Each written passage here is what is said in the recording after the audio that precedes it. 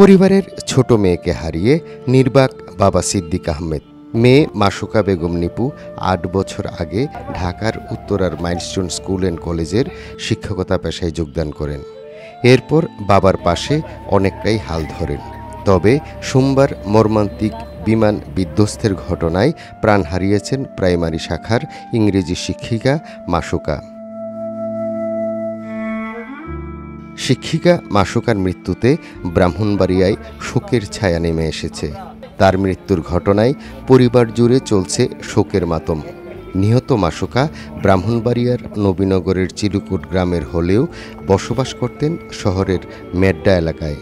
নিহতের পরিবারের সদস্যরা জানান, সামাজিক যোগাযোগ মাধ্যমে দুর্ঘটনার খবর পেয়ে তাদের এক আত্মীয় ডাক্তারের মাধ্যমে তারা নিশ্চিত হন। পরে ঢাকা মেডিকেলের বার্ন ইউনিটে যোগাযোগ করে তার মৃত্যুর বিষয়টি নিশ্চিত হন। ডিজাইন, এলিগেন্স, বিউটি, সেরা পণ্য সবার জন্য জেভিকো। তো সন্ধ্যার পরে একটা ফেসবুকে পোস্ট পাইলাম যে কারো আইডিতে একটা পোস্ট আসছে যে এই ধরনের এইজের একজন মহিলা শিক্ষয়িত্রী, কিন্তু তার কোনো গার্জিয়ান পাওয়া যাচ্ছে না, মানে নামটা ক্লিয়ার বলতেছে না, আর তারা তো চিনার উপায় নেই, মানে জ্বলে গেছে সবকিছু। তখন আমার এক ভাগ্নি আছে ডাক্তার, সে FCPS করতেছে, ওই তারে বলা হয়েছে পরে সেই 9টা থেকে ডিউটি, সে ওখানে যেয়ে তার ফাইন্ড আউট করছে যে হ্যাঁ এটাই তার খালা। আমরা অন্যান্য যেমন অন্যান্য বাচ্চারা বা অন্য শিক্ষক মারা গেল বা যারা হতাহত হয়েছে তাদের খবরটা যেরকম প্রচার হয়েছে, এর ক্ষেত্রে এরকম হয়নি আর কি।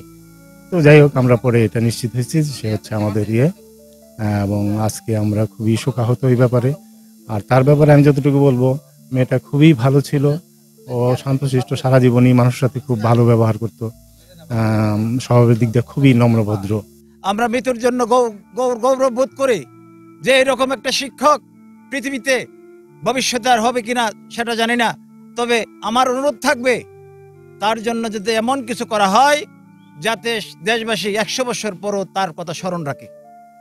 আমরা ব্রাহ্মণবাড়িয়াবাসীর তরফ থেকে সমস্ত দেশের মানুষের কাছে আহ্বান জানাবো তার জন্য যাতে দোয়া করে, সে সহ যারা শহীদ হয়েছেন আল্লাহ যাতে তাদেরকে জান্নাতের সর্বোচ্চ মাকাম দান করে।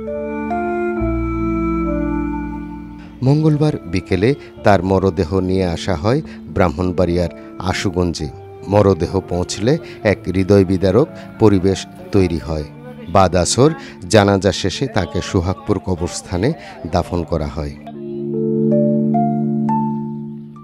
নিহতের বাবা জানান, 2 মেয়ে 1 ছেলের মধ্যে মাসুকা সবার ছোট। তার মা মারা গেছে 15 বছর আগে। মারা যাওয়ার পর থেকে সর্বদা সে আমার খোঁজখবর নিত। তার মৃত্যুতে সরকারের কাছে তার কোনো দাবি নেই। মেয়ে জন্ম দিয়েছে, আমি মেয়ের লালন পালন করছি, আমি লেখাপড়া শিখেছি, আমি সরকারের কাছে গেছিলাম। পীযূষ কান্তি আচার্য, ATN নিউজ, আশুগঞ্জ, ব্রাহ্মণবাড়িয়া।